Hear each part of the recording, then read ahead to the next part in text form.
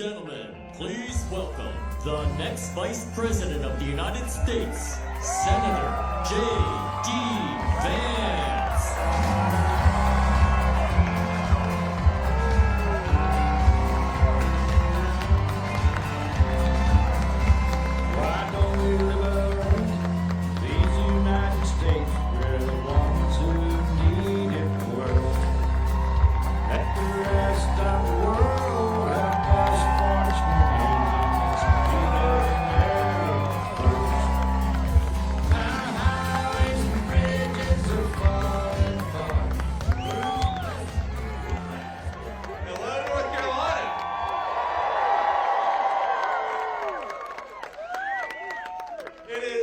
It is good to be in Selma.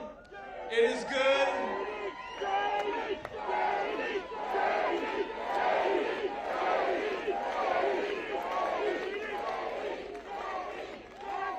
It's good to be in Selma, and it's good to say that in 4 days, with the help of the great people of North Carolina, we're going to send Kamala Harris to San Francisco, where she belongs, and we're going to make Donald Trump the next president of the United States. Now, we've got a lot of special guests here. Before we get started, I want to give a shout out to some of those special guests. We've, of course, got the great RNC chair, Michael Watley. Michael, thank you so much for your leadership and everything you're doing.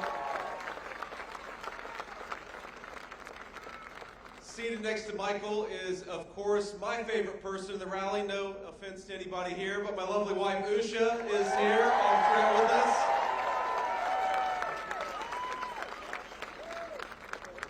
We've got a special guest, but he's on the way. His flight was late, but if I talk for long enough, then Donald Trump Jr. is going to be here later.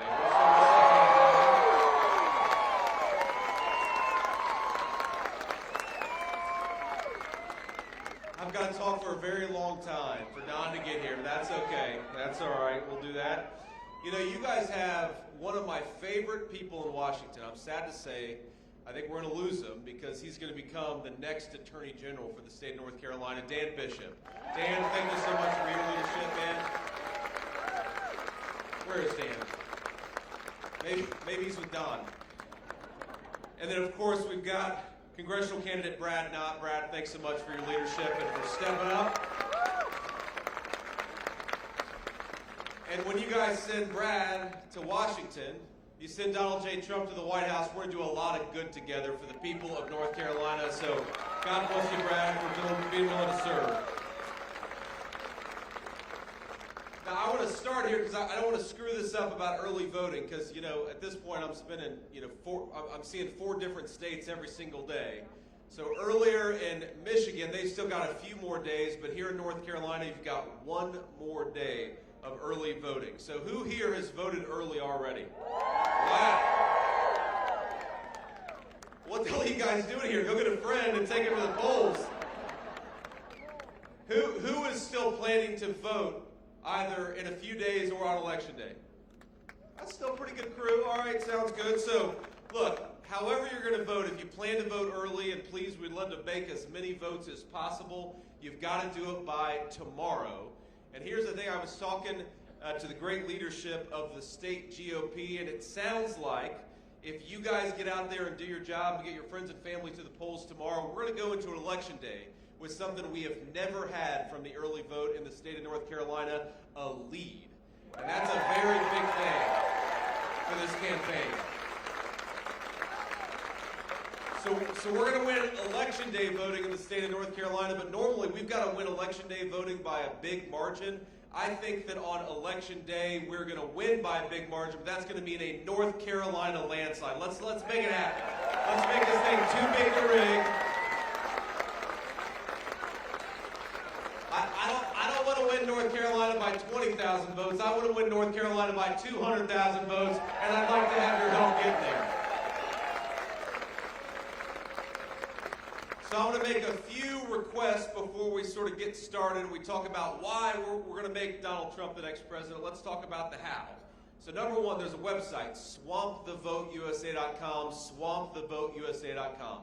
We built that website to show you your polling location so you can check where you can go vote. You can check how to get involved in these last few days. but we've got to get out there and make it happen. So number one, go to swampthevoteusa.com. Number two, I want to ask every single person here over the next few days the next few minutes to take out your phone, take a photo of what we're doing here, and go and post it on social media or send it by text or email, whatever your method of communication is. We know that Kamala Harris and her allies in the corporate media, they're never going to tell the truth about this campaign. They're never going to tell the truth about Donald Trump, but you know who can tell the truth? We can. So take out those phones, take a photo, and tell people why you're voting for Donald J. Trump for President of the United States. And the final request I want to make is this. I want every person here, and it looks like a lot of you have already voted, but I want every person here to vote 10 times. The legal way. We've got New York Times reporters in the back, and I'm sure they're going to write later today that J.D. Vance came to Selma, North Carolina, and encouraged mass voter fraud at his event. But here's how you can vote the legal way 10 times is you take yourself out to vote and you get 9 of your friends and family to go along with you. And if we do that, we're going to win the state of North Carolina. Now, I want to talk just a little bit about our Democratic opponents, Kamala Harris and Tim Walz. And I see you feel about him the same way I do. I will say about poor Tim Walz. I know we have some great Christian people here, and I'm sure people of other faiths. If you would, spare a prayer for Tim Walz, because he's got the toughest job in American politics. Tim Walz has got to go out there and try to convince our fellow citizens that Kamala Harris is fit to be President of the United States. That is a tough job, ladies and gentlemen. And here's the problem with Tim Walz's argument about Kamala Harris is the record is the record.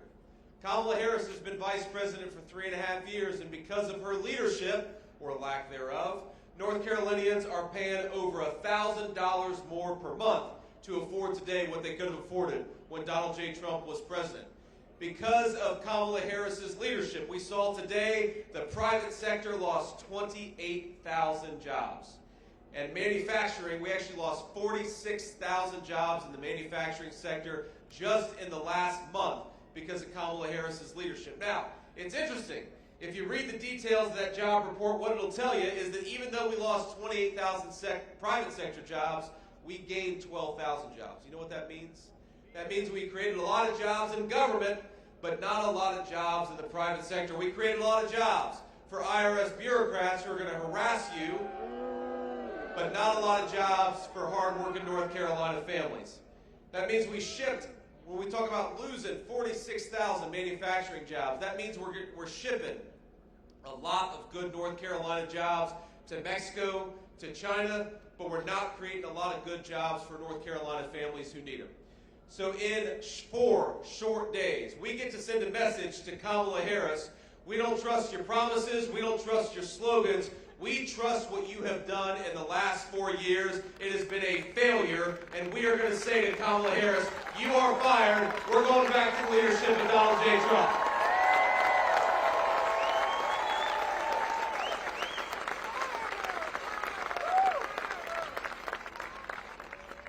You know, here's the thing about Kamala Harris. Here I am, being all bipartisan.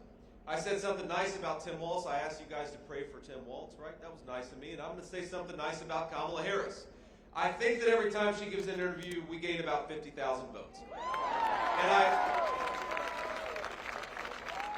And by the way, I watch Kamala Harris's interviews so that you don't have to. That is the sacrifice that I'm willing to engage in as your next vice president. I watch Kamala Harris on TV so that you guys can actually enjoy the television program. You don't have to watch Kamala Harris. So she said on The View a couple of weeks ago, don't do it, my friends. Do not watch Kamala Harris on The View. You'll lose about 20 IQ points if you do. And we need you. We need you as strong and as smart as possible over the next 4 days. But she says on The View, remember, the whole argument of her campaign is that she is somehow going to fix the problems that she created in the first place. Remember, thanks to Kamala Harris's leadership, gas prices in North Carolina are up 40%. Thanks to Kamala Harris's policies, grocery prices in this state are up over 20%. Thanks to Kamala Harris's policies, housing has become unaffordable for young North Carolina families. That is the record of Kamala Harris's leadership. Now, she doesn't like to own up to that record. She doesn't like to fess up to that record, so what does she do? She goes around and in her scripted speeches with a teleprompter telling her what to say, she says that she has nothing to do with the leadership of the last 4 years. She would almost have you believe that she's never even met Joe Biden, even though she is the sitting vice president, and she cast the tie-breaking vote on many of the worst policies of the last 4 years. But, in her defense, while she lies when there's a teleprompter telling her what to say, she will occasionally answer a question honestly. And I think that's what a true Kamala Harris gaffe is, when she accidentally tells you the truth about what she's been doing for the last few years. Now, in the View interview, they said, what would you have done differently from Joe Biden over the last 4 years? And Kamala Harris said, nothing comes to mind. Now, that could be, in her defense, that could be the slogan of the Harris-Walz campaign. Harris-Walz, nothing comes to mind. But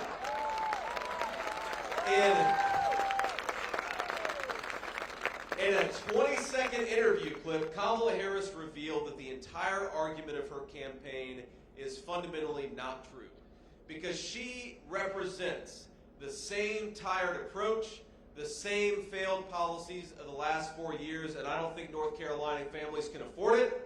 I don't think North Carolina families want it. And what I do think that North Carolina families want is to get back to the common sense leadership of Donald J. Trump, and that's what we're going to do.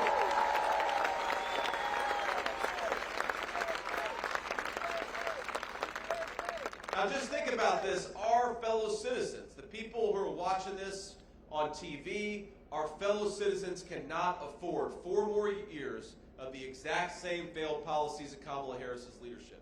You know that credit card delinquencies in our country have gone up to over 9%? That means about 1 in 10 of our fellow citizens can't afford their bills because of what Kamala Harris is doing. And I happen to think, my friends, that the definition of insanity is to try the same thing, expecting different results. We have got to try something different.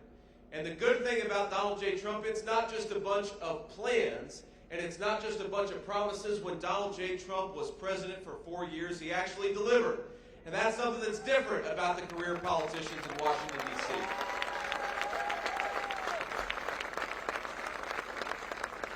So yeah, Donald Trump has a plan to get back to low inflation and affordable groceries, but it's not just a plan. Because when Donald Trump was president, grocery prices were stable and inflation was at 1.5%, which was a historical low. When Donald J. Trump was president, wages were rising at the fastest rate in 40 years in the United States of America. When Donald Trump was president, people could afford their mortgage payments, they could afford their credit card payments because the economy was doing well and we were enjoying a golden age of American prosperity. And importantly, when Donald J. Trump was president, the border was secure and we were deporting people who came into this country illegally.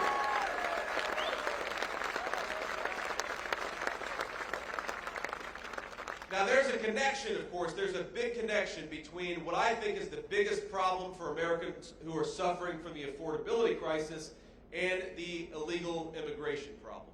You know, one of the biggest issues for North Carolina families, especially our young families, is they can't afford homes anymore. And what I want, what President Trump wants, is we want to pursue the kind of economic policies where North Carolina families can actually afford to buy a home in this state that all of us love. And that's not happening right now. You talk to young people in this country right now, they're terrified that if we keep going down the Kamala Harris route, they're not going to be able to afford to buy a home. They're not going to be able to afford to start a family. They're not going to be able to afford to put groceries and food on the table because Kamala Harris is pursuing some really crazy economic policies.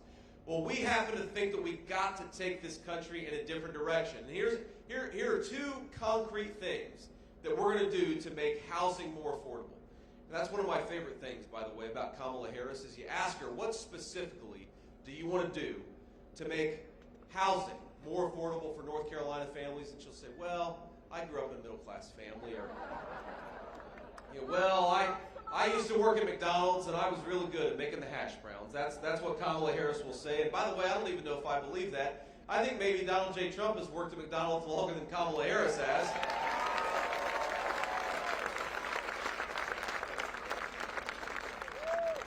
But here is the concrete plan for how we're going to lower housing prices for North Carolina families. And I got to tell you, my friends, I grew up in a working class family. Number one, specifically, we got to build more homes. We don't build enough homes in the United States of America. And because we don't build enough homes, the cost of housing has gotten way too expensive for North Carolina families. Now think about this.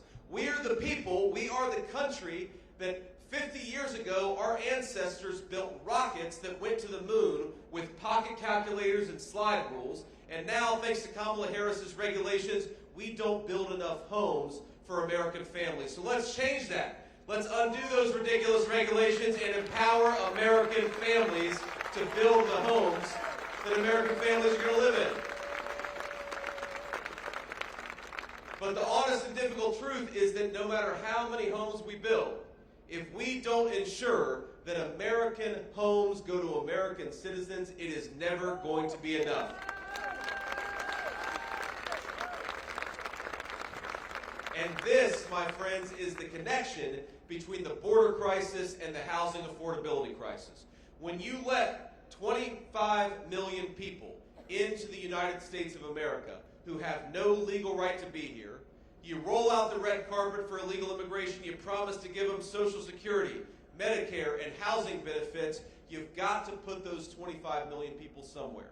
And we know that when illegal aliens get homes that ought by right go to American citizens, it makes the American dream of homeownership unattainable for millions upon millions of our people. So when Donald J. Trump is president, we are going to follow a very simple principle. Yes, we're going to build more homes, but we're going to make sure that American homes go to American citizens, not to people who don't have the legal right to be here.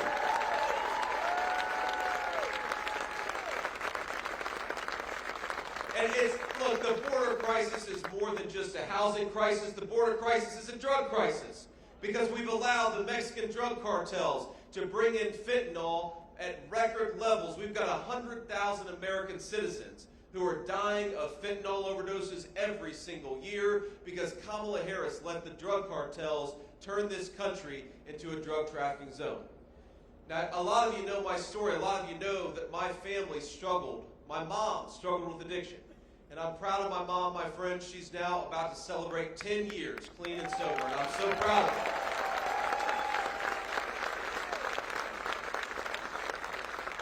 But in the same way that my family got a second chance with my mom, in the same way that my mom got an opportunity to fully become clean and sober, I want the same thing to happen for all of our citizens.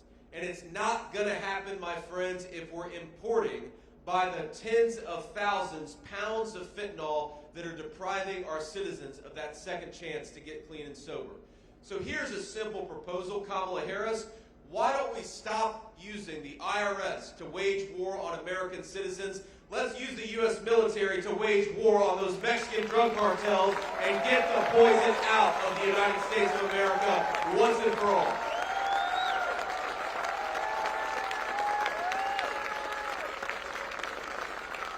While Kamala Harris is saying roll out the red carpet for millions upon millions of illegal immigration, Donald J. Trump has a different plan.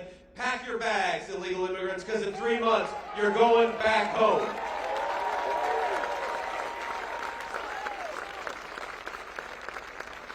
While Kamala Harris has let 425,000 illegal immigrant violent criminals to set up shop in the United States of America, Donald Trump wants to get them the hell out of this country and keep them out of this country once and for all. And we can't...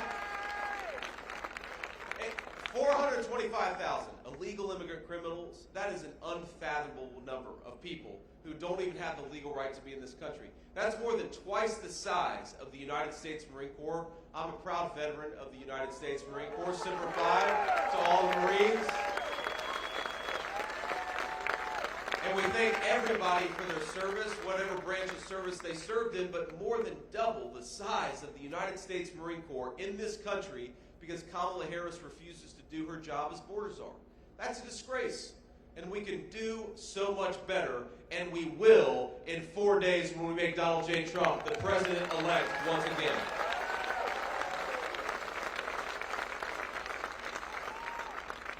Now, here's the thing that really bothers me about Kamala Harris. It's not just that I disagree with her on public policies. Yeah, Republicans are always going to disagree with Democrats. It's that Kamala Harris, instead of persuading her fellow citizens, she would rather censor you and silence you. Think about this. When confronted with her citizens who are telling Kamala Harris that you did a terrible job by opening up the southern border, what does Kamala Harris do?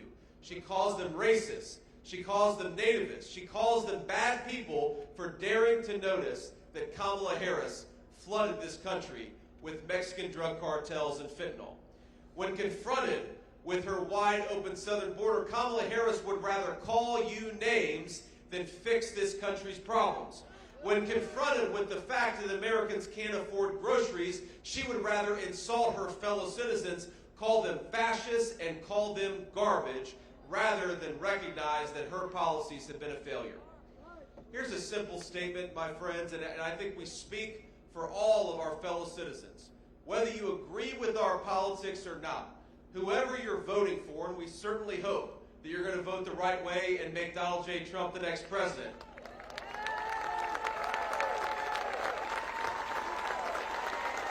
That's right.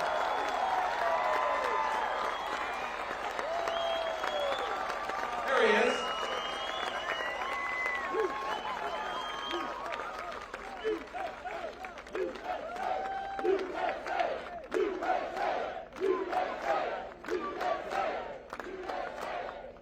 Don't worry. I think I'm going to make Don sing for his supper here. We're going to call Don up here in a second. But here's the thing. When we spoke in Michigan before, oh, we got one here too. We got one here. You see this garbage truck over here? You know, if you're struggling, my friends, with the price of groceries, you're not garbage. If you're pissed off about Kamala Harris's open border, you're not a bad person. And I, for one, am sick of having an American leadership that attacks the citizens of this country rather than solving this country's problems. So while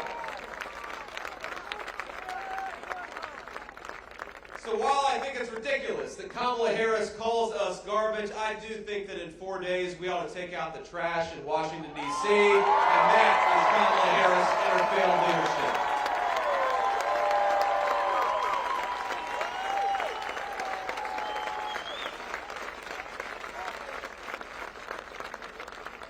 Think about this. I mean, look, President Trump is well known as the best counterpuncher in American politics. You don't want to go after Donald Trump if you work in politics, trust me. But as much as Donald Trump will criticize Kamala Harris, and as much as he'll point out that her policies have been a failure, I'm proud to say that not once has me or President Trump attacked Kamala Harris's voters. Never once. Because here's what we believe.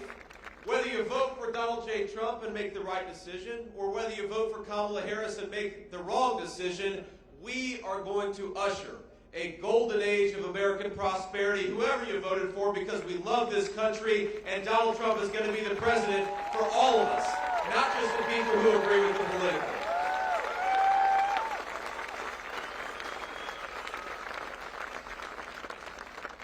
You're not garbage for wanting the southern border enforced. You're not garbage for wanting to afford the price of groceries. You're not garbage for thinking that Kamala Harris has done a bad job. And you're not garbage for loving this country enough to vote for change, to vote the bumps out, and to vote for Donald J. Trump to be the next president of the United States.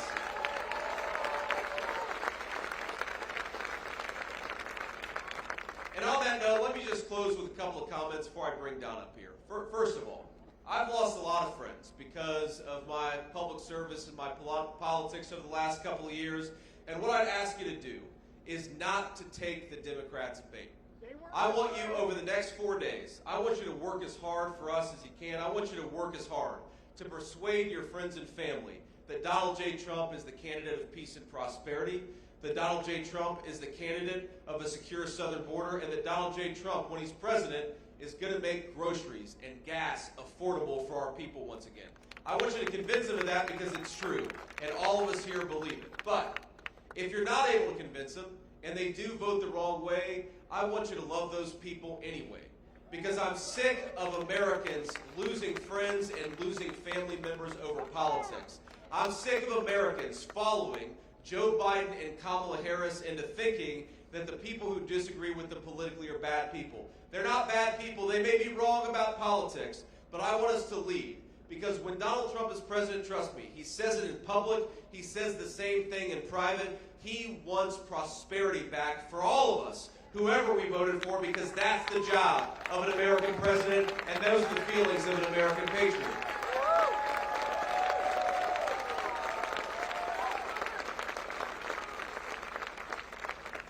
And I want you to get out there and vote, because a person who calls her fellow citizens garbage for having different politics is not fit to lead the United States of America.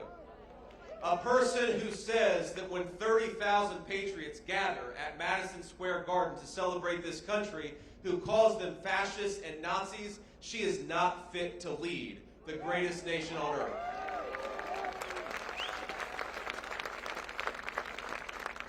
And so in 4 days, I don't want us to just make Donald Trump the President of the United States.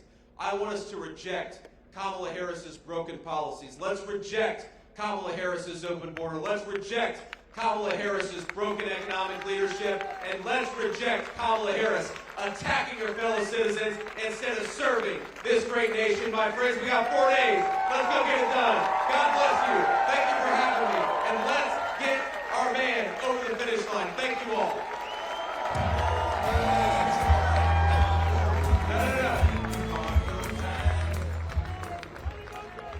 We're not done yet. I told you I was going to make Don sing for supper here. So without further ado, let me invite my friend and a great patriot up here to address the great patriots of North Carolina. Don, come up and say a few words. Let's give Don a round of applause.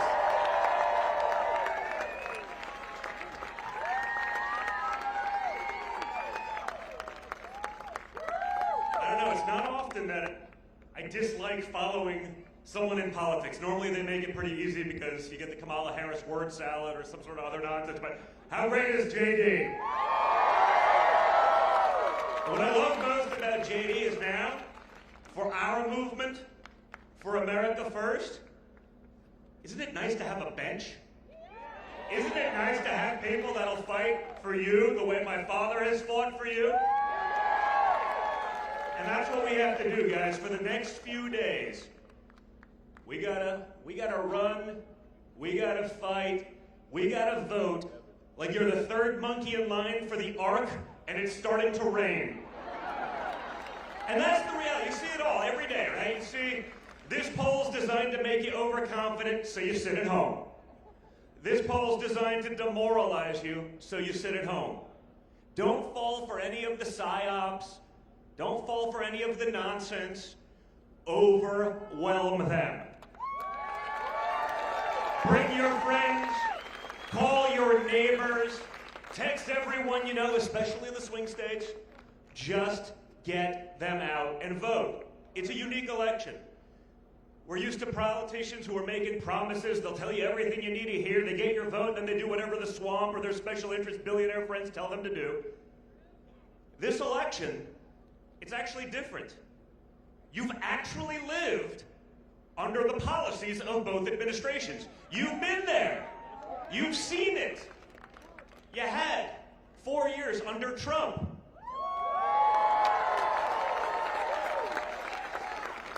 And you've had 4 years under Biden and Harris. And the reality is this, folks. You went from a time of prosperity to a time of poverty. Like that. In an instant. Because of incompetence. Because they rather follow the woke playbook than use common sense. We went from a time of peace to a time of war. There's a reason that the Democrats are embracing Dick and Liz Cheney. They're going to send your kids to war. We're going to be at World War III. No one can tell us why we'd even be there, but we'll be there because a couple guys in Washington, D.C. are going to get rich because of it. We know nothing's going to change because Kamala Harris told us she wouldn't do anything differently. She's said that 7 or 8 times now. And you would think, after the first time, you'd think maybe, I don't know, just maybe, after even the liberal press destroys you, you'd think when you're asked the question the 2nd, 3rd, 4th, 5th, and 6th time what you'd do differently, you'd think you'd be smart enough to come up with like an answer. But she's not. That's why I love this. I love this podium. I love that JD speak. Notice how there's not a teleprompter here?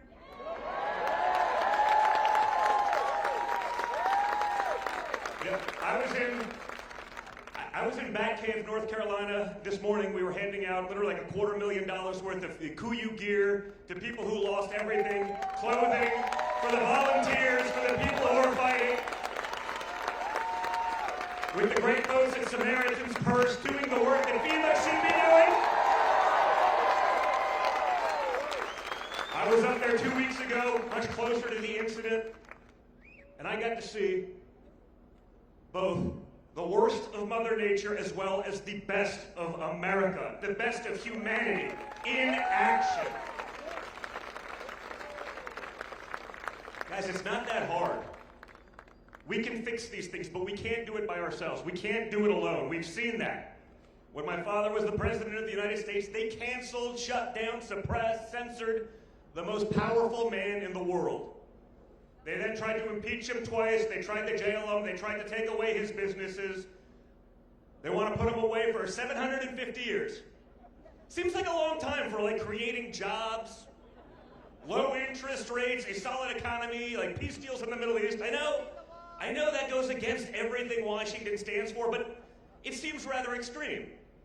And I understand my dad is a young and vibrant man, but 750 years seems like a very long time, even for him. So guys, it's in your hands at this point, okay?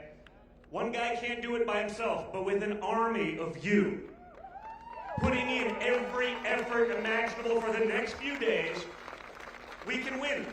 It's not a fair fight. We don't pretend it is. You see the press today, right? My father says, it's strange. If Liz Cheney wants to be in all of these wars, she should pick up arms. But it seems like the people that get us in the wars never seem to be the people fighting them. The media says, Donald Trump thinks that Liz Cheney should be shot. But that's what we're dealing with, right? They have nothing else. They can't run on their accomplishments because they have none. The only things they've changed are for the worse for Americans, and everyone sees it. But we are still up against a very powerful machine. It's $1 trillion industry, the mainstream media. $1 trillion in big tech, backstopping them, censoring and suppressing all of you while artificially boosting their nonsense. But again, if we all get together, we all put in that effort, we all put in that time, we can and we will fix our country. We will make it great again. So I'm going to give the mic back to JD. I was running around a little late. I apologize, JD. I was a little late, but I think we're doing some good for North Carolina. You guys are the best. That energy, that will, that fight, that will is the exact same thing like we saw with my father when he got up on July 13th after getting shot in the face. Bring that for the next 4 days, because that is America. That's the spirit. That's what we're going for, and with it, we are going to win big. Guys, get out there and do your part. Thank you so much, North Carolina. It's awesome to be here.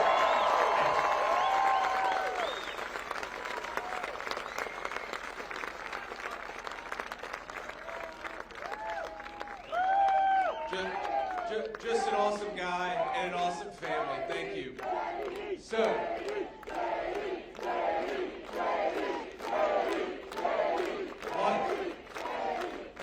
let me leave you with one Thank you. Thank you for your family's leadership and service. But think about what the stakes are. Because I think sometimes we get so wrapped up in red team versus blue team that we forget that what's ultimately at stake is not just beating Kamala Harris, as fun as that will be. What's ultimately at stake, my friends, is that there are people in our country who are hurting, who could have better lives if Donald J. Trump gets back in the White House. There are mothers who are mourning teenagers who died of fentanyl overdoses because their kids made a teenage mistake and took something that happened to be laced with the poison brought in by the Mexican drug cartels. There's a woman I met just a little while ago who told me that for 40 years, she and her husband did steak night every Friday night, but they canceled it last year because under Kamala Harris's policies, steaks just got a little too expensive. I've talked to a lot of people who can't afford groceries. I've talked to people who have lost their loved ones from the violence, from the drug cartels, or the violent migrants that have come in over the last 3 years. I've talked to American young people who would love to start a family, who would love to get married, but they're worried that they're not going to be able to afford to buy a home to raise that family in. Every single one of our citizens deserves, if they work hard and play by the rules, to live a good life in this country that all of us love. Our fellow citizens deserve to be able to buy groceries. Our fellow citizens deserve to earn a good wage for a hard day's work. Our fellow citizens deserve to have safety and security in their neighborhoods, and they're only going to get it if we do our jobs and make Donald J. Trump the next president of the United States. 4 days to go. God bless you guys. Let's get it done.